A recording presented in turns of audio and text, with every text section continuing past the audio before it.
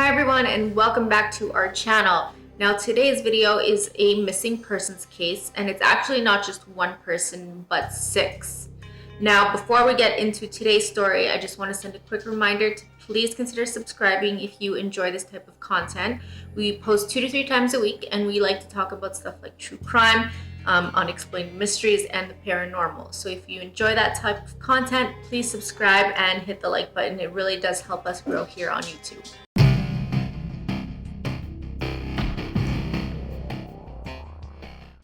So this story is actually very interesting to me, and I do remember hearing about it about 10 years ago. It happened quite a long time ago in the 90s. So it's been a very interesting case, to say the least. There's a lot of things that don't make sense. And it actually took place in Pickering, which is actually just outside of Toronto. I would say it's about like a 40-minute drive from Toronto, maybe 45 minutes. So living in Toronto for the past 6 years, it really does hit close to home for me. It makes me even more curious about the entire case. Now, something I also find to be a little bit strange is that I don't recall hearing or seeing a lot of coverage on this case, which I found to be interesting considering that it was actually 6 people that went missing at the exact same time. So before I get into today's video, I just want to say that I mean no disrespect to the family, to the friends of any of the missing people. I am just trying to gather all of the information on the internet in order to bring some light to this case, and then maybe hope that we can finally find out what happened to these 6 boys. So this case takes place on St. Patrick's Day, March 17th, 1995. And 6 boys from Pickering, Ontario were actually out celebrating that night. Now, it's very common, I'm sure that it's like this across the States, in many different countries. St. Patrick's Day, under normal circumstances, is a very fun day for a lot of people. There's out people at many different bars, there's people out celebrating in the streets, so things can get a little bit crazy. So it's not unusual to see a bunch of teenagers out having fun. These 6 boys were Chad Smith, Danny Higgins, Jay Boyle, Jamie Lefebvre, Michael Cummings, and Robbie Rumble. Now, when they went missing, they were all between the ages of 16 and 18 years old. Now, if you don't know, in Ontario, the legal drinking age is actually 19. So this is an odd part of the story. The boys at this point shouldn't have been drinking.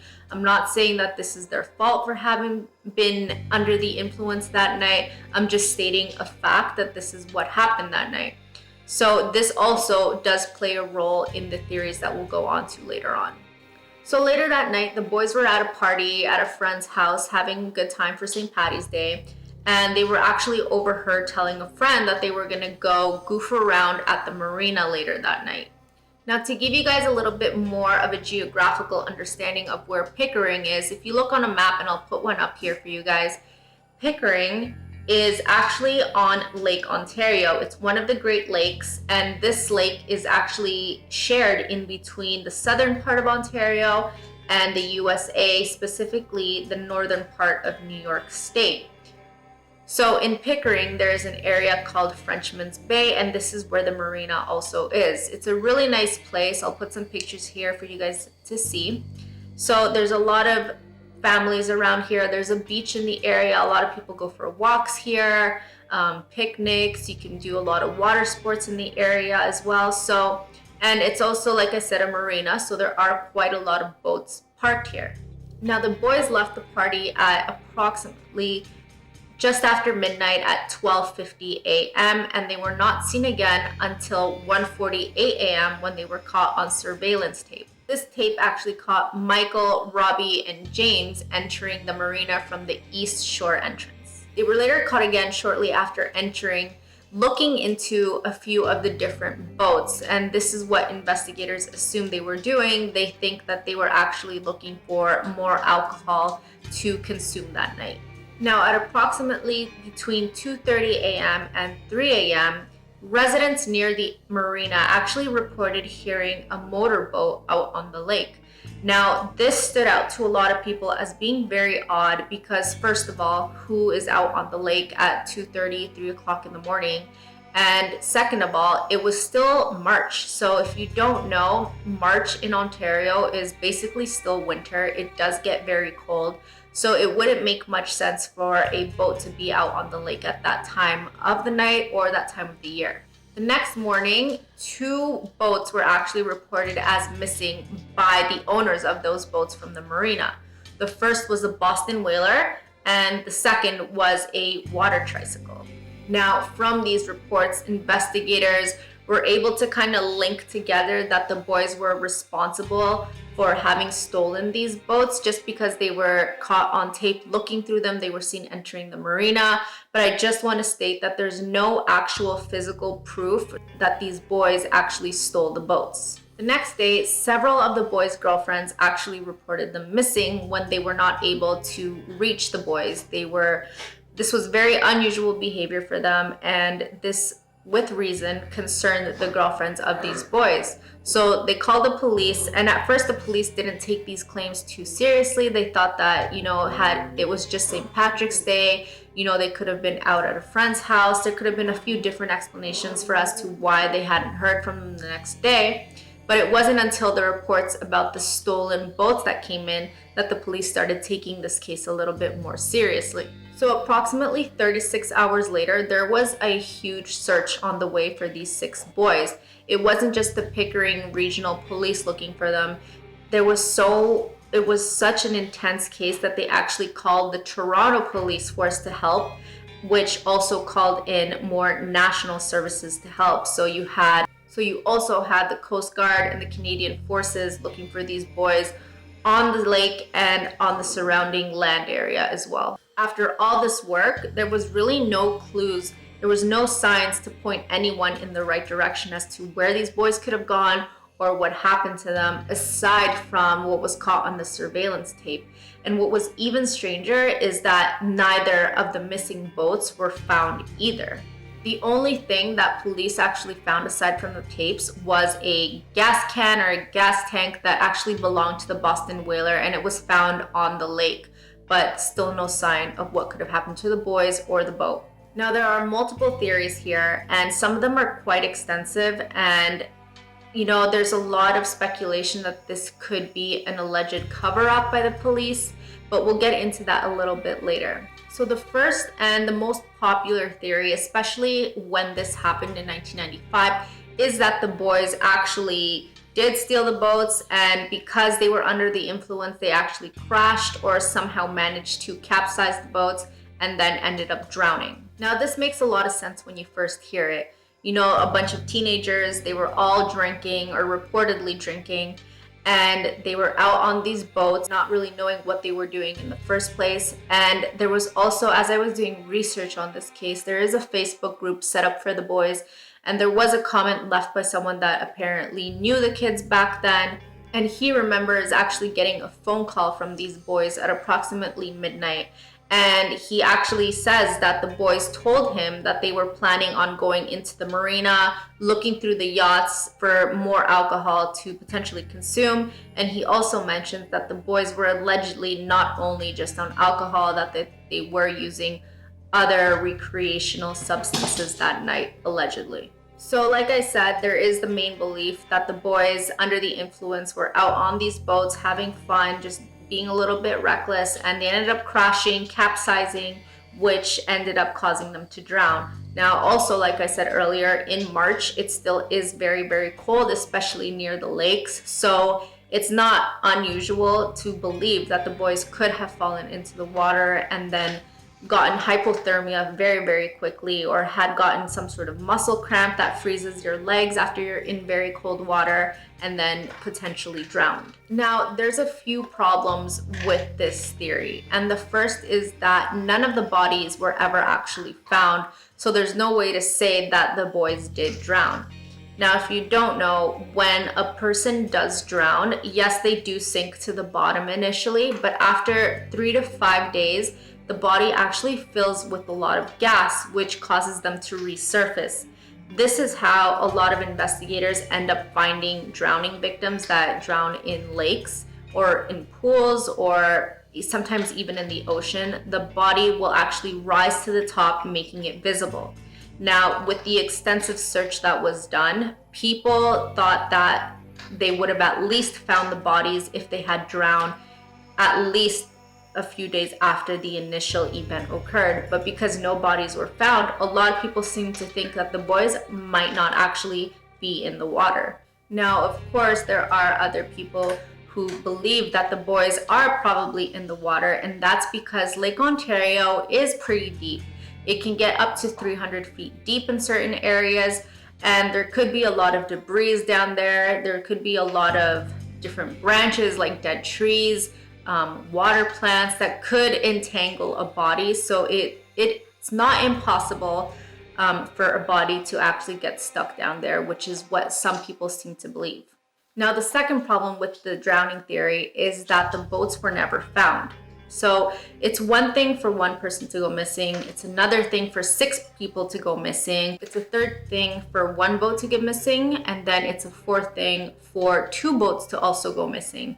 Now, even if the boys did crash these boats into each other or somehow managed to flip them over, fine, if their bodies did drown, okay, that is possible, but where did the boats go? That is a very, very large question that I've seen being discussed across many different platforms. And even for myself, when I was investigating this case a little bit more, it made me wonder how these boats could really disappear. And there's a lot more interest in wondering how the Boston whaler boat actually disappeared. I looked them up online, and on their website, they actually brand themselves and market themselves as an unsinkable boat. On their website, it actually says, yes, you can cut a Boston whaler in 2 and right away in the half with the engine. So if that's the case, if this Boston whaler boat is actually unsinkable, where did the boat go? Now, the second theory is that the boys actually planned this and actually wanted to disappear, run away, and start brand new lives. Now, there's a few issues with this, is that the boys were fairly young. Some of them were 16, some were 17, and some were 18. So they were all fairly young. I would say maybe a little bit too young to actually consider running away and starting a new life on their own. And this didn't sit well with the family of the boys, particularly with Jay's family, because he actually did have a young daughter with his girlfriend at the time. There's really no way his family thought that he was willing to just abandon his young family in order to restart life somewhere else. Now, there's another new theory that I've seen circulating the internet, especially forums like Reddit, and it has to do with the missing 411 phenomenon. Now, if you don't know what this is, I would highly suggest looking it up on YouTube or even watching the documentaries on Amazon Prime. There's 2 really good documentaries on there. They're called Missing 411 and Missing 411 Hunted. And it documents cases of people going missing under very unusual circumstances in densely populated forested areas or nearby lakes. Now, there are certain areas across North America that are more populated with these types of forests, especially like on the West Coast or even along the East Coast. There are certain areas in the middle of the countries where you will find these areas. Some people seem to think because the boys went missing on a lake and that they vanished into really thin air, that this could be a case for missing 411.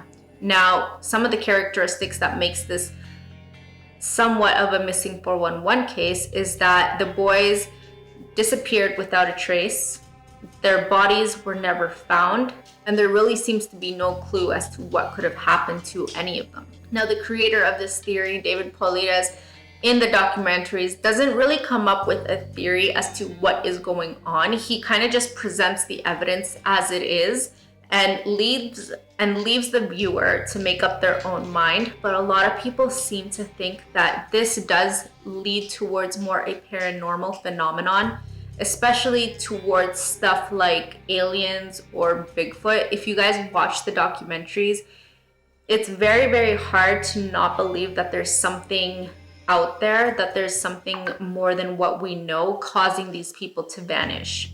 I would highly recommend you guys go watch it so you have a better understanding of what we're talking about here. Now, the fourth theory is that there is a supposed cover-up going on. And after going through the details of this, it does seem like there's something suspicious going on, to say the least.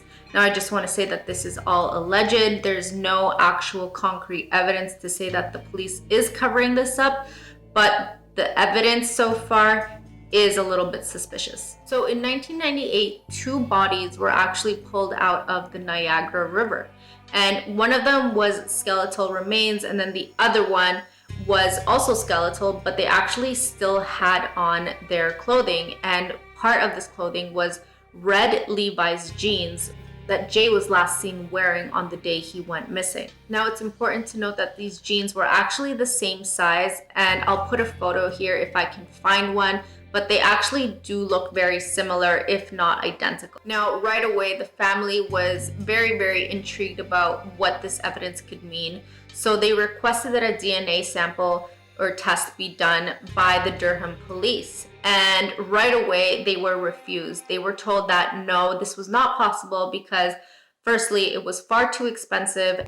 And secondly, that the bodies that were found were too far from Pickering to have been the boys. The police really thought that there's no way the boys could have gone missing and somehow ended in the Niagara River. And I'll put a picture here so you guys can see where that is. It's basically across the entire lake. Now, upset and frustrated, obviously, Jay's family actually offered to pay for the DNA test, and they actually also hired their own private investigator, thinking that this would lead them to some answers. But unfortunately, it kind of just made everything a little bit more difficult for them.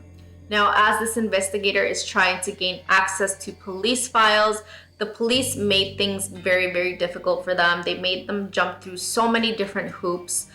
They gave them tons of excuses as to why they couldn't share information, and basically just kind of delayed everything as much as possible. Now, when the investigator finally did get access to the case files, so much of it was actually redacted and blacked out that it almost was like you couldn't read it anymore. It was almost, there was just pages and pages and paragraphs of blacked out text that it didn't make sense to read anymore. And one thing that was actually very, very strange is that the names of the police officers that found the bodies were actually blacked out as well. So this makes people wonder why this was necessary. What are the police trying to hide? Why are they covering up the names of the police officers? Was there some sort of police negligence when they found the bodies? Do the police know more than what they're alluding to at this point? When the investigator finally got access to the remains that were found in the river, the coroner had actually told them that there was just not enough DNA evidence to build a proper DNA profile, and so doing DNA testing would have basically been pointless. And soon after, he actually ended up saying that the red Levi's jeans that had originally been identified on the body were actually mistaken, and that they were not Levi's, and that they were actually not red at all, that they were actually orange. Now, unfortunately, they actually didn't allow the investigator of the family to see these jeans for himself, which also leads people to wonder what they're trying to hide. Why are they not granting access to an investigator in a case that has been unsolved for several years at this point? After years and years of pressure of trying to get the coroner of the city to do a DNA test, he reluctantly agrees, even though he originally said that he wasn't able to do one because there wasn't enough DNA. He does a test and compares it to the DNA of Jay from the umbilical cord that his mother actually had kept from his birth. Now, when the results came in, they came back as negative, but people still question as to whether the coroner was lying at the beginning when he said there wasn't enough DNA, or if he was lying after when he said that the results were negative. Now, the last thing that is extremely suspicious about this whole alleged cover-up is that the surveillance tapes that had originally caught the boys in the marina that night now disappeared. When the investigator tried to get access to them, he was told that they no longer existed and that he would not be able to be given them, which makes people obviously wonder, where did these tapes go? How do you just lose these tapes? And if they're not actually lost, what is the reasoning behind the police not wanting to share these with the families or the investigators? Now, over the years, there has been mounting pressure by the family and friends and just people wanting to know what happened to these boys. mostly based on the evidence of the red jeans. And we'll go into a little bit more detail here about what is not quite adding up. So originally when the jeans were found, police were very adamant, or at least very sure, that these actually were red Levi's jeans. So people are wondering what could have caused them to change their mind at the end, or what could have caused them to change their mind in such a drastic way. Now, I'll put a picture here. So if you compare the red jeans to the Levi's jeans, the red jeans, the ones that were found, versus the Levi's jeans from the 90s, there are two signature pieces that match. First is the actual stitched V. It's like their signature stitching on the pockets.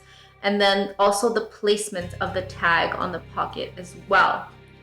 Now, authorities mentioned that these were not red but orange, but a lot of people are pointing out that red, after being underwater for approximately 3 years, is bound to fade, which would cause it to look orange. So people seem to believe that these jeans were once red, but after a few years of being underwater, they're not going to be as pristine as they once were, obviously. And that's where the evidence takes us today. There's still a lot of unanswered questions as to what could have happened to these boys. Why is the police being so reluctant to give information? I would be super interested to know what you guys think happened to these boys. A lot of people seem to still believe that they were actually just in an accident, unfortunately, and did drown. And then there's still a lot of open-ended questions left that make people wonder what really did happen. I will link several pages relating to the case below. I'm sure the family would appreciate any tips or information that you guys could share. Let me know what you guys think happened to these guys in the comments below. I would love to hear your thoughts on this story. And until next time, that does it for today's video.